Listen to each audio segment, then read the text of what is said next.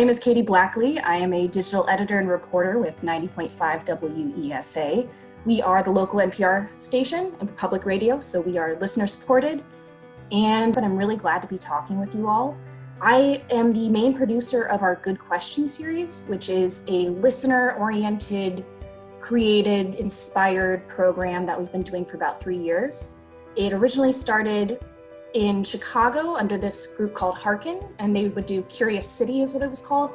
And it's based on people sending in questions that they've always wondered about Pittsburgh or the city that they live in or the region where they are. And then I go out and I try to answer them for them. So we've gotten over 900 questions in the past few years. So it's impossible to answer them all because we are a small newsroom, but we do what we can, and it's been really fun. We get anything from, why is Pittsburghese a thing? Why do people say yins and nat and all that stuff? To, what used to be on my street? Why is it called this specific thing? So it's been a lot of fun. We've been able to do a few different programs around it, like engaging people back when that was a thing. And yeah, so I'm here to tell you a little bit about some of the stories that I've produced. I chose 4 for you. The headline is Ride the Dips and Cut a Rug at Danceland, Remembering Westview Park.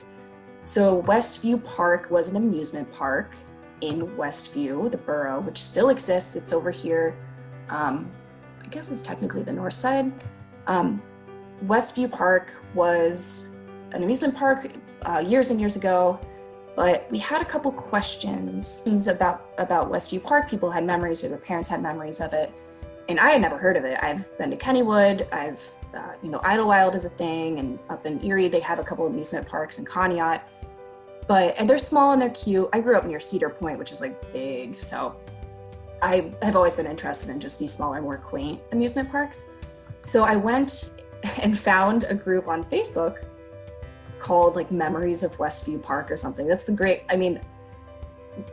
Facebook what it is, but they also have a lot of really interesting tools for people to connect to each other and share their memories.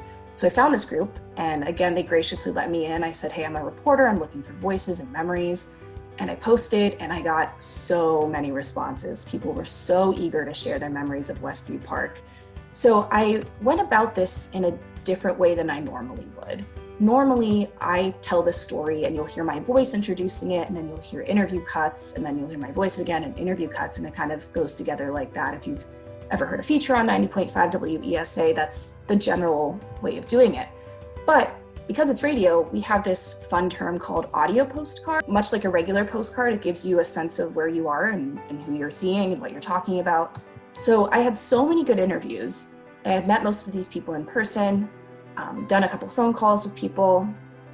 I had so many interviews that I was like, let's just have them tell the story. Let's give the voice to the people who had this experience.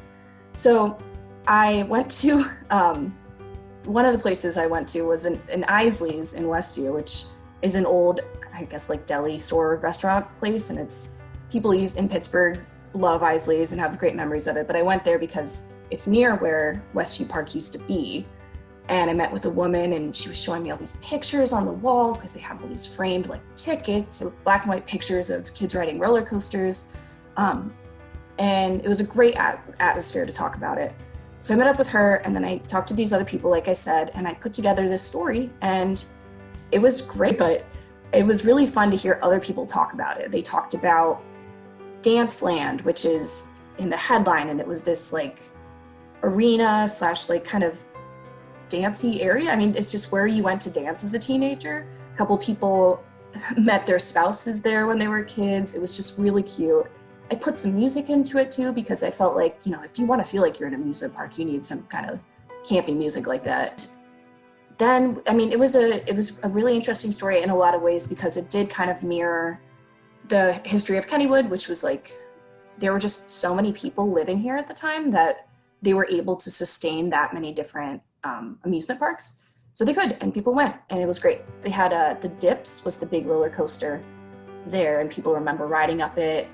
People remember, I think it was the Dips too, there was like a sheltered area, or like in a tunnel kind of thing, and one gentleman I spoke to said he had his first kiss there. He like leaned over to the girl and kissed her on the cheek. But it was also interesting because I spoke with only white people.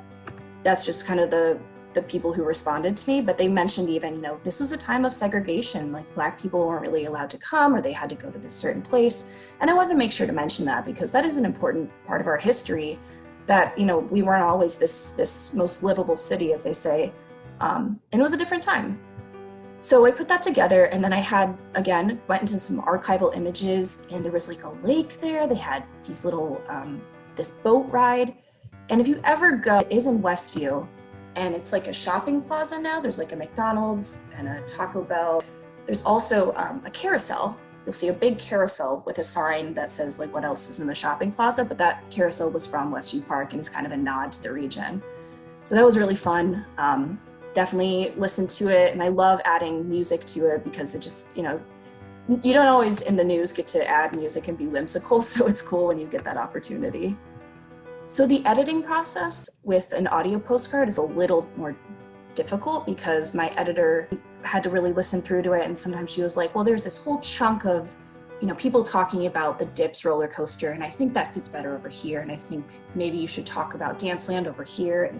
And that audio is a little bit too intense for that moment, so it was still very fruitful, but it's just a different way of editing, but it was overall a good experience. So thank you so much for listening to me. Keep being curious and listen to the station and learn about the city.